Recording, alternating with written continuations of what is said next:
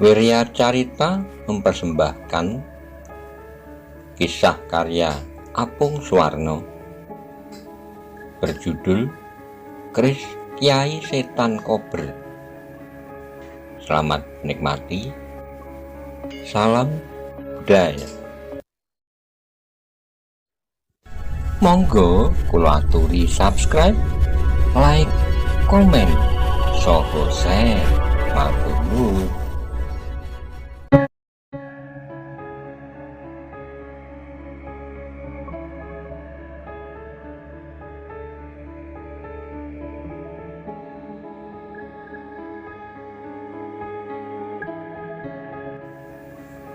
Ya, hati-hati di jalan, aku hanya bisa nyawoni slamet, kata Ki Buyut Banyu Biru.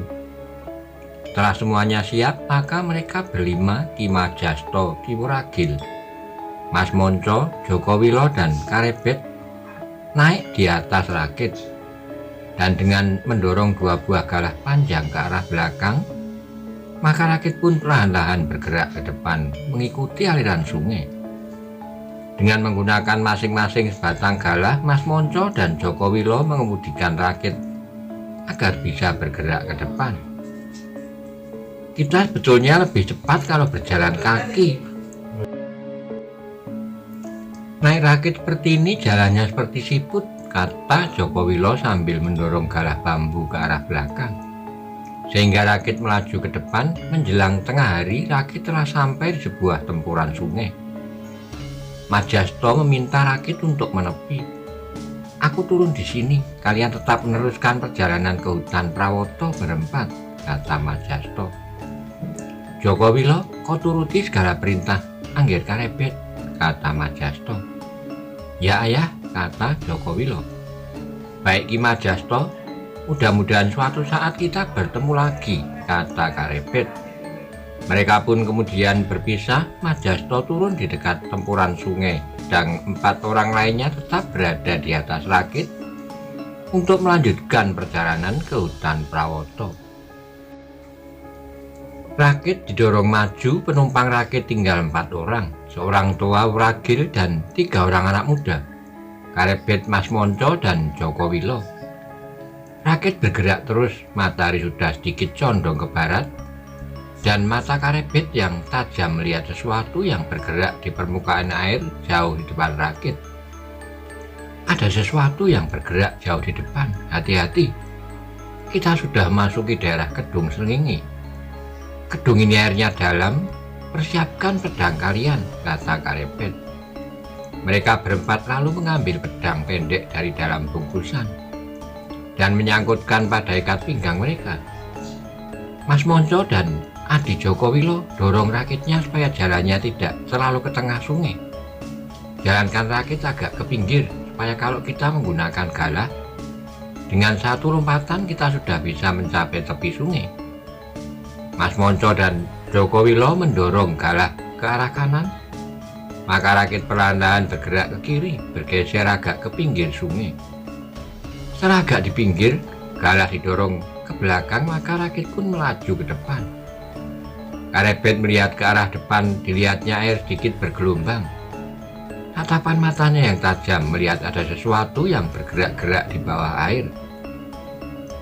Dan Karebet pun melihat sesuatu yang bergerak di dalam air, bukan hanya 1, tapi berjumlah puluhan. Pada saat rakit berada hanya beberapa langkah dari tengah-tengah Kedung Slengingi, tiba-tiba semua orang yang berada di atas rakit melihat di tepi sungai sebelah tanaman perdu ada seorang gadis yang sedang berjalan membawa sebuah jun tempat air. Aneh, di tempat yang seperti ini ada seorang gadis yang akan mengambil air di sungai, kata Wuragil.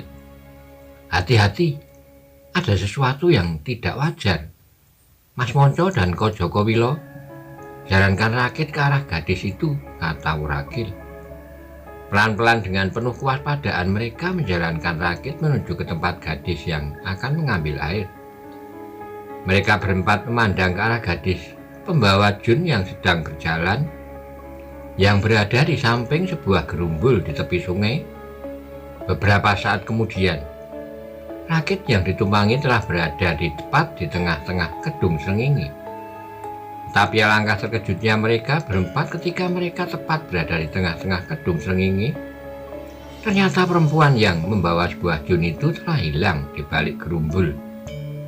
Gerumbul perdu yang hanya setinggi lutut dan tidak terlalu rapat mampu menyembunyikan gadis pembawa jun. Gadis itu tidak kelihatan, kata Joko Wilo. Gadis itu tidak ada, aneh, ia telah menghilang, kata Mas Monco. Mengetahui keadaan yang tidak sewajarnya, Karebet pun segera menghimpun kekuatan Aji Lembu Sekilan untuk melindungi dirinya, dan ia pun bergeser ke tengah rakit. Semua ke tengah rakit, jangan berdiri di pinggir, kata Karebet. Ketika keempat orang itu telah berada di tengah rakit, terasa rakit pun terguncang hebat. Dan muncullah berpuluh-puluh buaya di sekeliling rakit. Banyak sekali buaya di sini, kata Mas Monco. Ya, banyak sekali.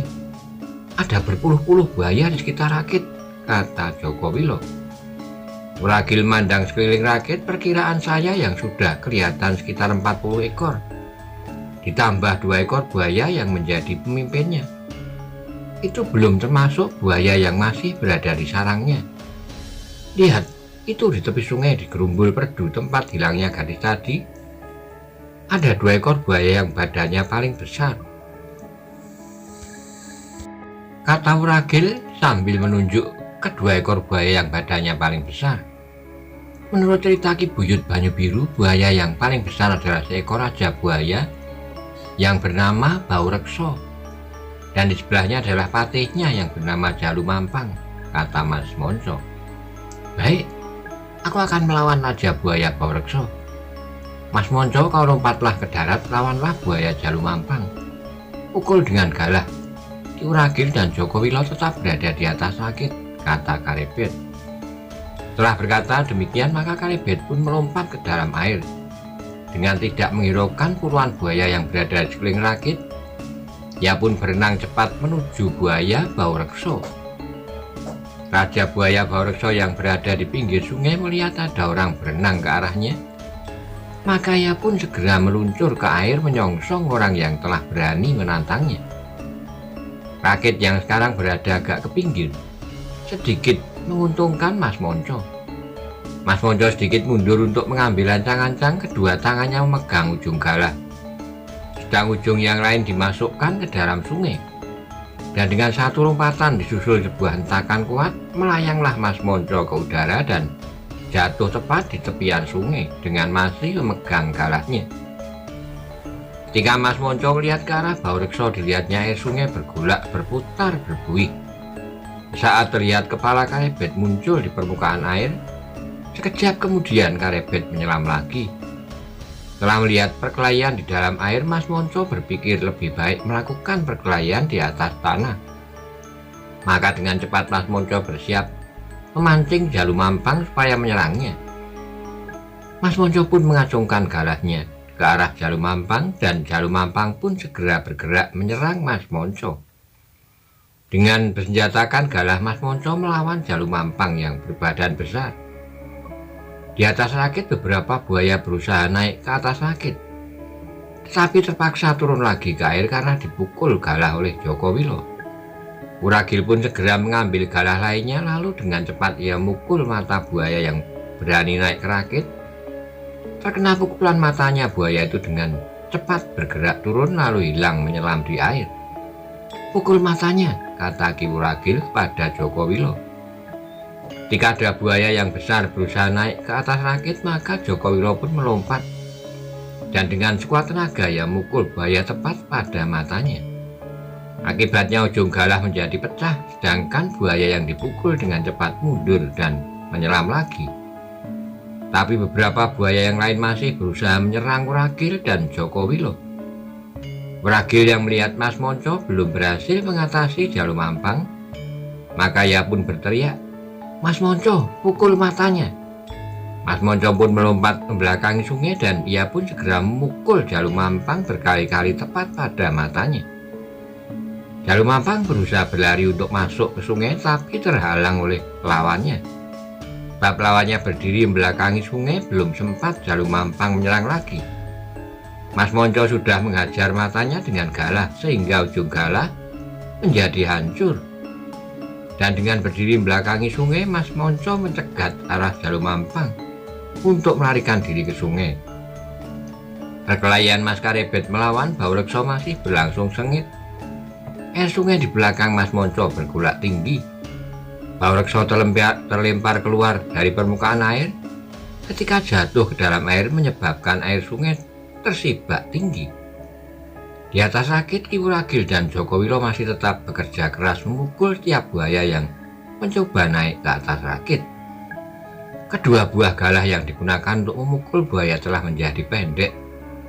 Tetapi ketika tangan mereka menyentuh bulu pedang yang ada di ikat pinggang mereka, maka mereka tetap berharap tidak ada seekor buaya pun yang mampu naik ke atas rakit. Di tepi sungai, di dekat Gerumbul Perdu, perkelahian Mas Monco melawan Jalumampang memasuki saat-saat terakhir. Kedua mata Jalumampang telah terluka karena dipukul galah terus-menerus oleh Mas Monco. Akibatnya ujung galah menjadi hancur dan Jalumampang pun tidak bisa melihat di mana keberadaan lawannya.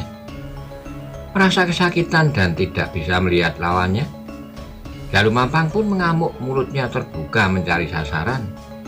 Ekornya menyabet ke kanan dan ke kiri, akibatnya Mas Monco pun melompat menjauh, menghindari amukan Jalumampang. Berasa saat kemudian Jalumampang masih berlangsung. Tanaman perdu yang ada di tepi sungai menjadi rata. Mas Monco pun hanya bisa menunggu sampai Jalumampang menjadi lelah dan lengah. Semakin lama Jalumampang semakin lemah, sabetan ekor Jalumampang mereda. Maka Mas Monco pun bersiap untuk mengakhiri perkelahian dengan melakukan pemusatan pikiran dan mengatur jalan pernapasan. Mas Monco menghimpun semua kekuatan yang ada pada dirinya dan dipusatkan pada sisi telapak tangannya. Ketika sabetan ekor Jalumampang sudah berhenti, maka dengan berteriak nyaring, Mas Monco melompat ke depan dan menghantam kepala Jalumampang dengan sisi telapak tangannya. Kepala Jalumampang bergetar menerima pukulan sisi telapak tangan Mas Monco. Setelah itu buaya itu pun tidak mampu menggerakkan badannya, pingsan. Kemudian Mas Monco mengangkat kaki depan Jalumampang dan dengan sekuat tenaga perut buaya itu ditendang hingga terlentang dan dengan cepat tangannya meraba ulu pedang pendeknya. Dalam sekejap kemudian tangannya yang memegang pedang menusuk kulit yang paling lunak di dekat leher bagian bawah. Darah mengucur ketika pedang pendeknya dicabut, dan seketika sekali lagi pedang pendek Mas Monco menusuk untuk yang kedua kalinya. Jalumampang pun terdiam dengan tubuh berlumur darah. Riwayat Jalumampang pun berakhir. Di dalam sarangnya sendiri di Kedung Srengenge, mati di tangan Mas Monco. Anak angkat Ki Buyut Banyu Biru saat itu beberapa langkah sebelah Mas Monco. Perkelahian Karebet melawan Baurekso di tepi sungai juga hampir selesai.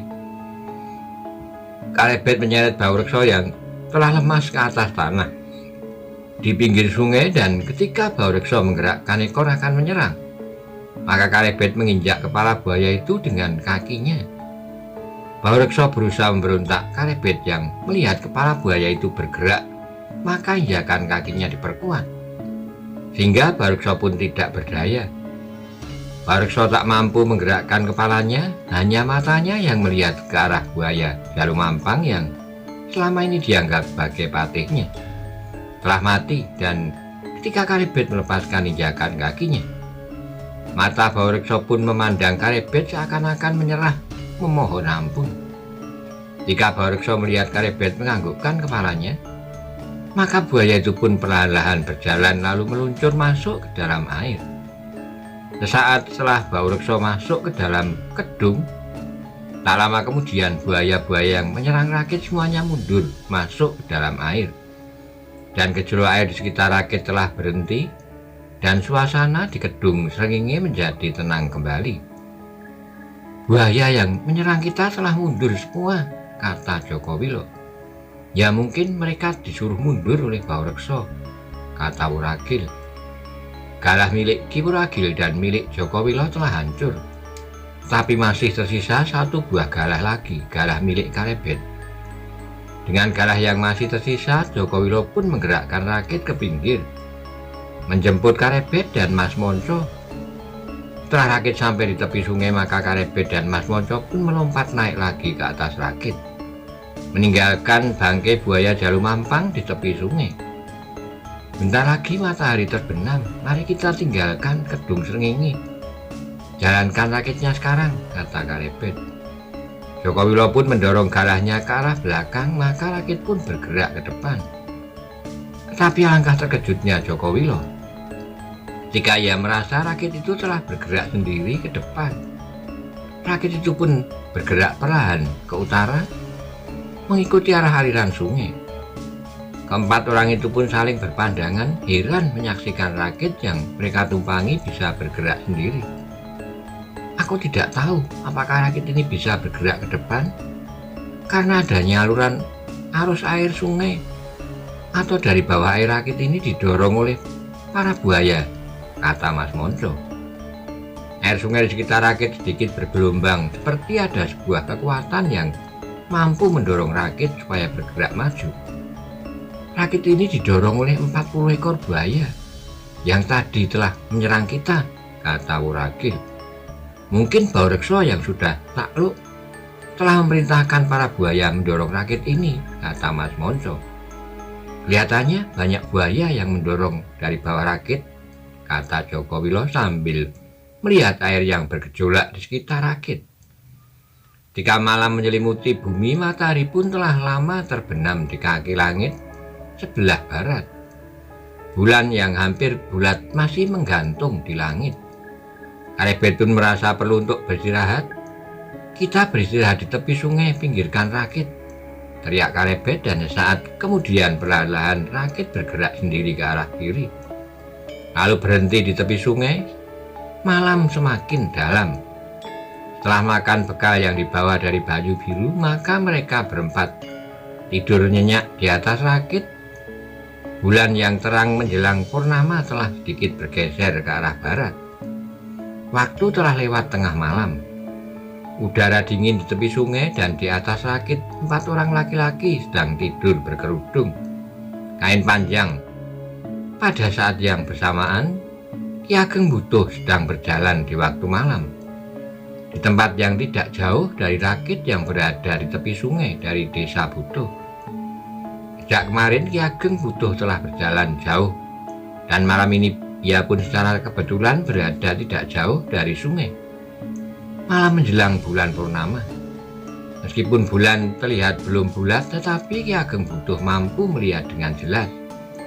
Dan kesepian malam itu dikejutkan oleh adanya sinar terang di langit yang melintas di atas kepala Ki Ageng Butuh. Sinar itu terang sekali. Ternyata di sini ada lintang kemukus. Tapi mengapa sinar itu dekat sekali? Kata Ki Ageng Butuh dalam hati. Bukan, itu bukan lintang kemukus. Sinar itu tidak ada kukusnya, tidak ada asap di belakangnya, desis Ki Ageng Butuh. Apakah itu kemamang? Bukan kemamang. Kalau kemamang terjadi dari api semua. Itu hanya sebuah sinar yang terang, gumam Ki Ageng Butuh. Apakah sinar terang yang meluncur itu? Apakah itu sebuah daru? Kata Ki Ageng Butuh dalam hati. Dan ia pun berniat mengikuti arah sinar terang yang menyilaukan itu. Ya, itu pasti sebuah daru, katanya, dan dengan cepat Ki Ageng Butuh berlari menuju ke arah jatuhnya sinar terang itu. Ki Ageng Butuh dengan cepat berlari mengejar sinar yang bergerak ke depan, dan dengan melompati beberapa gerumbul perdu, Ki Ageng Butuh telah berada di tepi sungai. Dengan berlari cepat, Ki Ageng Butuh masih sempat melihat sinar yang dikejarnya perlahan-lahan meluncur turun dan jatuh di sebuah rakit yang berada di tepi sungai. Ki Ageng Butuh berlari ke arah rakit, dan dilihatnya 4 orang sedang tidur di atas rakit dengan berkerudung kain panjang. Salah seorang dari mereka wajahnya terlihat bercahaya, meskipun hanya sekejap. Setelah itu cahayanya mudar dan semuanya kembali seperti semula. Ternyata sinar yang bergerak dan jatuh pada orang yang tidur di atas rakit adalah sebuah pulung keprabon, kata Ki Ageng Butuh. Pulung keprabon cuma satu. Tidak mungkin ada matahari kembar. Kalau pulungnya sudah jatuh di sini, berarti saat ini Kanjeng Sultan Trenggono sudah ditinggalkan oleh pulung keprabon, kata Ki Ageng Butuh dalam hati. Siapakah anak muda yang beruntung ketiban Daru mendapatkan pulung keprabon? Sambil berkata demikian, Ki Ageng Butuh berjalan mendekat kepada seorang anak muda yang tadi sempat terlihat wajahnya bercahaya. Ketika jarak semakin dekat, Ki Ageng Butuh melihat dengan jelas wajah seorang anak muda yang sedang tidur di atas rakit. Wajah yang tadi sempat bercahaya karena tertimpa Daru. Ki Ageng Butuh terkejut ketika melihat dengan jelas wajah orang itu. Itu Karebet. Ternyata yang mendapat keberuntungan tertimpa Daru mendapatkan pulung keprabon adalah Karebet. Dan ia pun mendekat ke arah Karebet dan berniat akan membangunkannya. Tetapi telinga Karebet adalah telinga yang terlatih dan sangat baik. Karebet mempunyai pendengaran yang tajam. Meskipun dalam keadaan tertidur, ia mampu mendengar gemerisik ranting kayu yang terinjak oleh kaki seseorang. Karebet membuka matanya dan melihat seseorang sedang berjalan ke arahnya. Dengan cepat Karebet berdiri dan bersiap menghadapi segala kemungkinan. Tetapi ia menarik napas dalam-dalam ketika orang yang datang itu berkata, "Anak Mas Karebet." Ternyata yang datang adalah Ki Ageng Butuh, kata Karebet dalam hati. "Ya, Ki Ageng," sahut Karebet. Dan ketika ia menoleh ke rakit, ternyata ketiga orang temannya telah bangun dari tidurnya. Mereka bertiga pun kemudian berdiri dan menyalami Ki Ageng Butuh. "Ternyata Adi Wuragil juga ada di sini. Semua selamat, Adi?" tanya Ki Ageng Butuh. "Atas pangestu Kakang, semua dalam keadaan selamat," jawab Wuragil. Kemudian Wuragil memperkenalkan kedua temannya. "Ini adalah Mas Monco, anak angkat Ki Buyut Banyu-Biru, dan ini adalah Joko Wilo, anak dari Kakang Majasto. Mungkin kita semua heran, aku heran, mengapa kalian sampai tidur di rakit tepi sungai? Dan kalian pasti juga heran mengapa aku malam-malam juga sampai di sini," kata Ki Ageng Butuh sambil tersenyum. "Ya, malam ini kami memang sengaja tidur di rakit," kata Wuragil. Kemudian Ki Wuragil pun bercerita hingga bersama ketiga pemuda itu sempat tidur di atas rakit. "Tiga pemuda perkasa harapan masa depan," kata Ki Ageng Butuh sambil tersenyum. "Lalu apa keperluan Kakang bisa sampai kemari?" tanya Wuragil. "Aku tidak tahu," jawab Ki Ageng Butuh. "Ki Ageng tidak tahu?" tanya Karebet. "Ya, aku memang tidak tahu," jawab Ki Ageng Butuh. "Kemarin aku keluar dari rumah dan berjalan tanpa tujuan, melangkah tak tentu arah menurutkan kata hati. Dan ternyata langkah kakiku membawaku datang kemari. Datang ke rakit ini," kata Ki Ageng Butuh. "Ketika aku sampai di tepi sungai, aku melihat sinar terang sebuah Daru, sebuah pulung keprabon atau pulung ratu yang meluncur dari langit," kata Ki Ageng Butuh. "Kemudian aku ikuti sinar itu dan yang ketiban Daru adalah anak Mas Karebet," kata Ki Ageng Butuh. "Jadi yang mendapat pulung ratu adalah Angger Karebet?" tanya Wuragil. "Ya, beruntunglah dan bersyukurlah nak Mas Karebet sudah mendapatkan pulung keprabon, sebuah pulung ratu," kata Ki Ageng Butuh. "Ya Ki Ageng," kata Karebet, dan ia pun mengucap syukur bahwa dirinya telah mendapatkan pulung keprabon. Yang terjadi pada saat ini dan kejadian besok yang ada kaitannya dengan pulung ratu sebetulnya sudah pernah dikatakan oleh Kanjeng Sunan Kalijogo, kata Ki Ageng Butuh. "Ya, mudah-mudahan nanti semuanya berjalan lancar," kata Ki Wuragil. "Ternyata aku termasuk orang yang beruntung bisa menyaksikan jatuhnya pulung ratu," kata Ki Ageng Butuh sambil tersenyum. "Ya Kakang, aku juga termasuk orang yang beruntung bisa bersama-sama melakukan perjalanan dengan Angger Karebet menuju ke hutan Prawoto," kata Wuragil. Selanjutnya kapan kalian berangkat menuju hutan Prawoto? Tanya Ki Ageng Butuh. Sebentar lagi setelah fajar, kata Karebet. Ya, kalau begitu kita berpisah di sini. Aku akan kembali ke desa Butuh, kata Ki Ageng Butuh. Baik Kakang, sampaikan salamku untuk Kakang Ngerang, kata Wuragil. Baik Adi, sampaikan juga hormatku buat Ki Buyut Banyu Biru dan Adi Majasto, kata Ki Ageng Butuh. Kemudian mereka pun berpisah. Ki Ageng Butuh pun melangkahkan kakinya, berjalan ke arah selatan menuju desa Butuh. Berapa saat kemudian di berang wetan terlihat semburat warna merah. Semakin lama semakin terang. Fajar pun terbit bersamaan dengan kicau burung liar dan kokok ayam alas. Berapa saat kemudian setelah langit menjadi terang, sebuah rakit bergerak mengikuti arus air menuju utara. Di atas rakit yang dapat melaju tanpa menggunakan galah, berdiri Ki Wuragil bersama 3 orang pemuda. Kita nanti akan lewat mana, Ngger Karebet? Tanya Wuragil. Kalau kita lewat Kadilangu jalannya terlalu jauh, memutar. Kita nanti berhenti di desa Tiku, kemudian dilanjutkan dengan berjalan kaki ke timur menuju hutan Prawoto, kata Karebet. Kita turun di desa Tiku, berarti setelah tempuran sebuah sungai yang di dekatnya terdapat sebuah pohon randu alas, tanya Wuragil.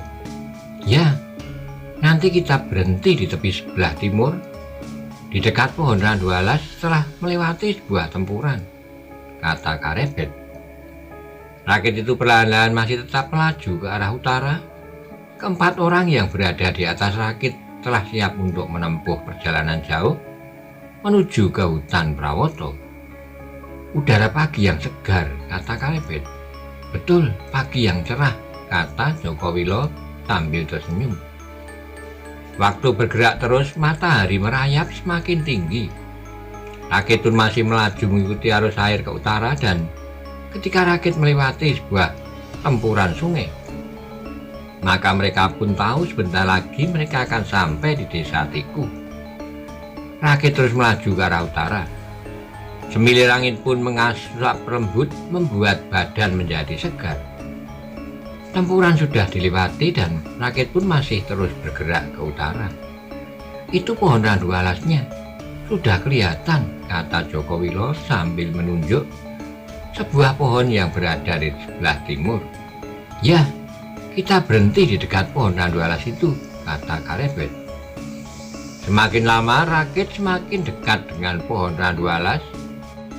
Dan ketika rakit sudah dekat dengan pohon randu alas, Karebet pun berkata, kita berhenti di sini. Rakit pun segera menepi dan mereka pun segera naik ke tepi sungai, telah mengambil bungkusan yang berisi bekal yang dibawa dari Banyu Biru. Mereka berempat kemudian menyeret rakit dan menaikkannya ke tepi sungai, supaya tidak hilang hanyut terbawa arus sungai menuju ke laut. Ternyata besar juga pohon randu alas ini, kata Joko Wilo. Mulai dari pohon randu alas ini kita berjalan kaki menuju ke arah timur, kata Karebet. Ya, tahu Joko Wilo. Tidak jauh dari pohon randu alas ada sebuah belik yang airnya cukup bening. Kita isi bumbung-bumbung untuk persediaan air minum kita nanti, kata Karebet.